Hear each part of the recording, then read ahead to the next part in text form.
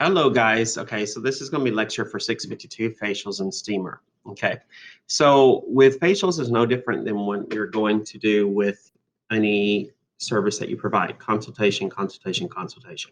Consultation is the most important thing that you can do anytime that you are going to provide a service. Now, with facials, you need to be looking at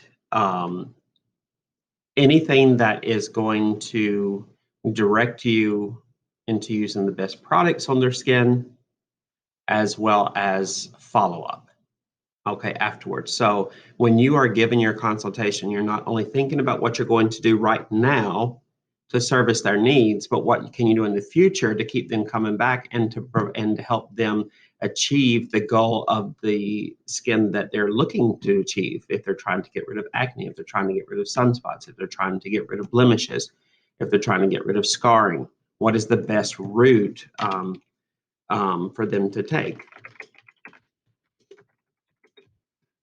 Okay, so that's really important when you're looking at things. And so um, when you're looking at different types of consultations and you're looking at the skin type, you're looking, is the skin porous? Okay, if it's porous, that means, and it has large pores, okay, not porous, but just large pores, then more than likely they could have oily skin. You know, other words that you can use for oily are going to be greasy, it's going to be oleaginous. So those are going to be words that you can be looking for too in there. You know, now also when you're looking at the skin and you're looking at what if they have dry skin, what is going to be the treatment for that? Well, it does depend. The different treatments depends on the type of product that you're going to be using. You're going to have to follow your manufacturer's products because they have different products for different skin types. Okay, so the oiliness of skin can determine the size of the pores, and the size of the pores can also be determined by how much debris is in there, the amount of sebum that's in there. And when you have large blackheads, which is also called a comedone, when you have large blackheads on the face, then you could be looking at, you know, a large amount of sebum with also dead skin cells in there as well. So that's very important. Now, if you're looking at dry skin is going to be a different treatment type as well, and that's going to be alopecia. Alopecia is going to be what we consider dry skin, so very important. Now, also determine the type of skin type that's going to be recommended, or the type of treatment that's going to be recommended for the type of skin type they have. That's going to be very important.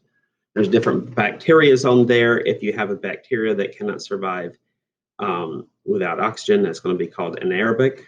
So, or if you have bacteria that survives in oxygen, it's going to be aerobic. So aerobic or aerobic is going to be basically oxygenated, and anaerobic is going to be deoxygenated. It means there's no oxygen in there.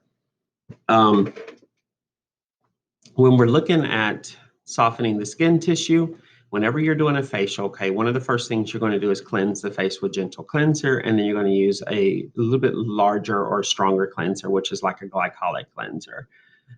These types of cleansers can basically help to debride the skin of any excess dry skin that's on there and help to unclog those pores.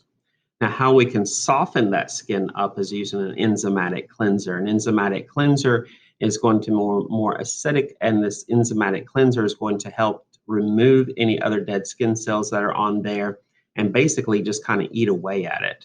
And then after that, what's going to happen is you're going to have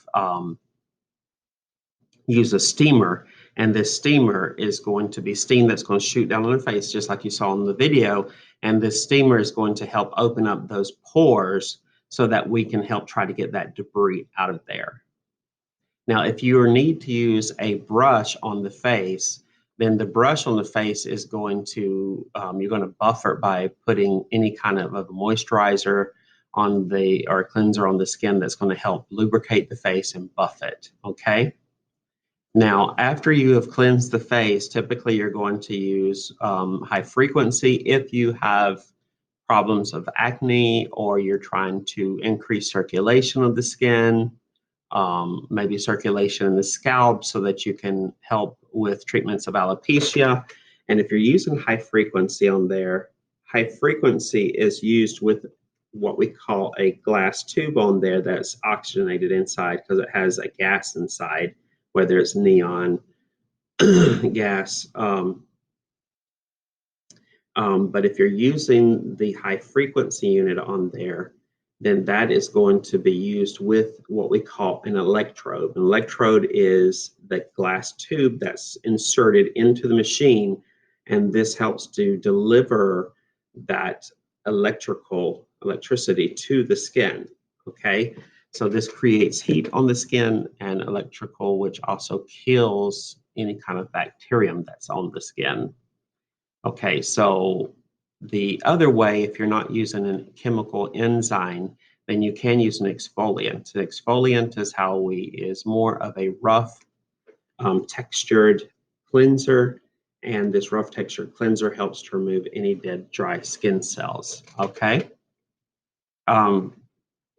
Anytime that you get into the skin and you're looking at where they have sunspots or dark blotches on the skin is also known as hyperpigmentation.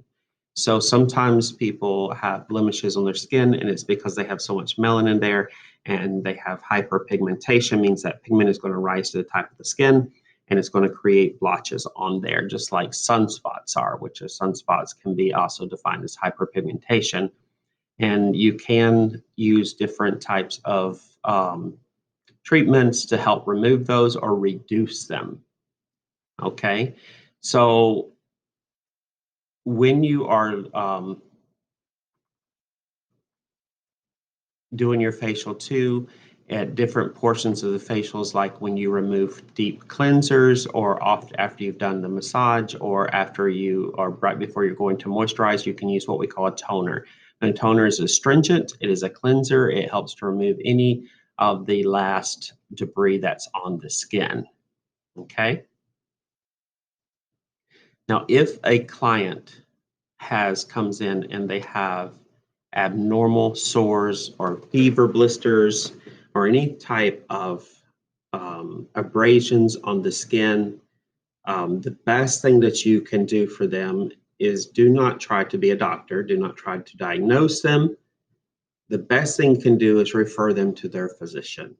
Okay, during your consultation, if you see this, make sure that you're referring them to their physician so that further treatment can be taken. Now, once these abnormalities or these sores are gone and they're healed, then they can come back in to continue any kind of treatments and whatever treatment plan you have them on.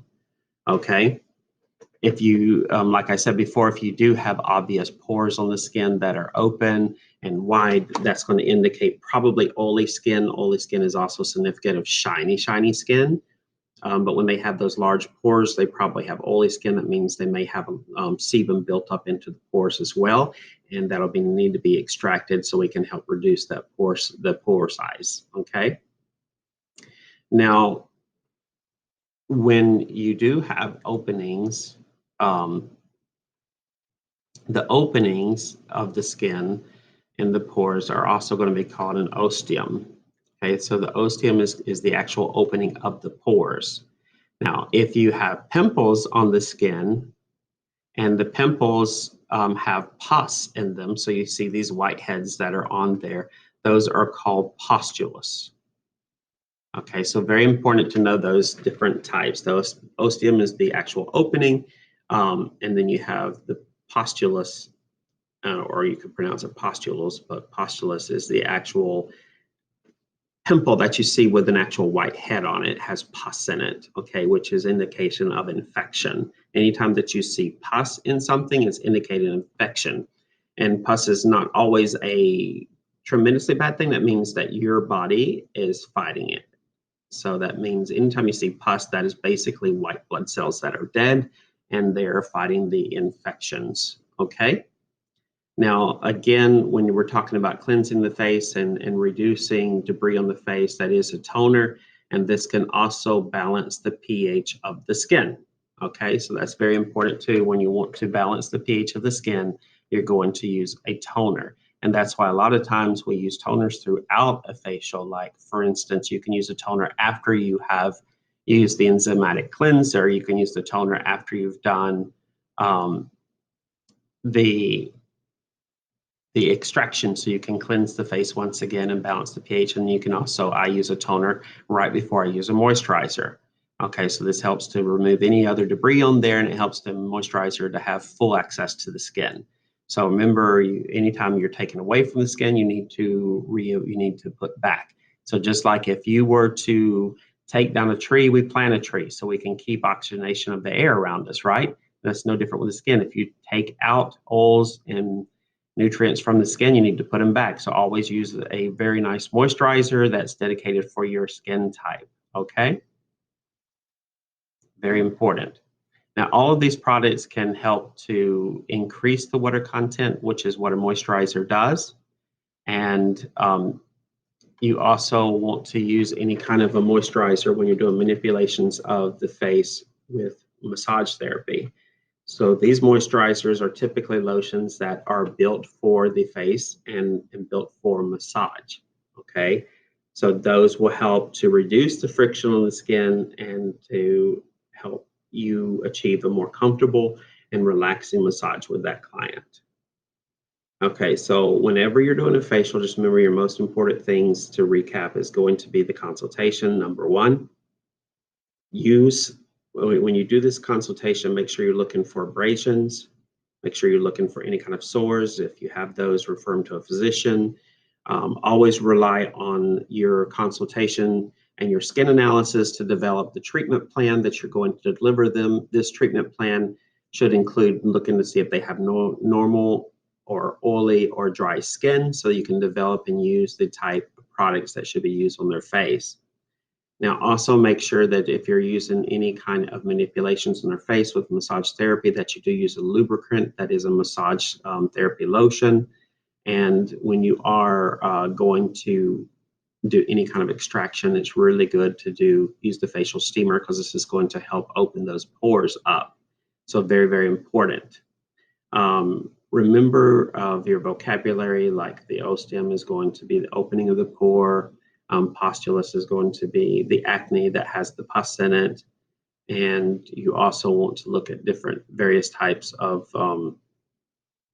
treatment plans for those as well. Like if you're going to use high frequency on acne is a wonderful thing, and you will learn a lot more about that. But when you're using high frequency, you are attaching an electrode. The electrode delivers the electrical current from the machine to the actual client's skin.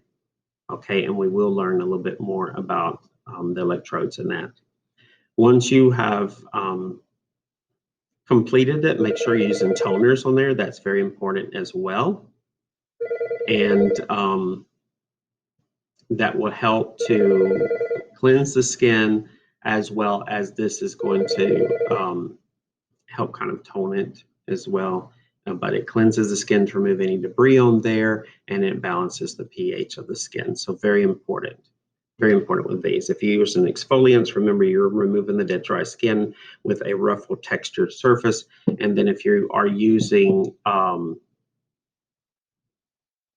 any kind of an enzyme on there, the enzymes are chemical exfoliants, so they help remove any debris from there as well.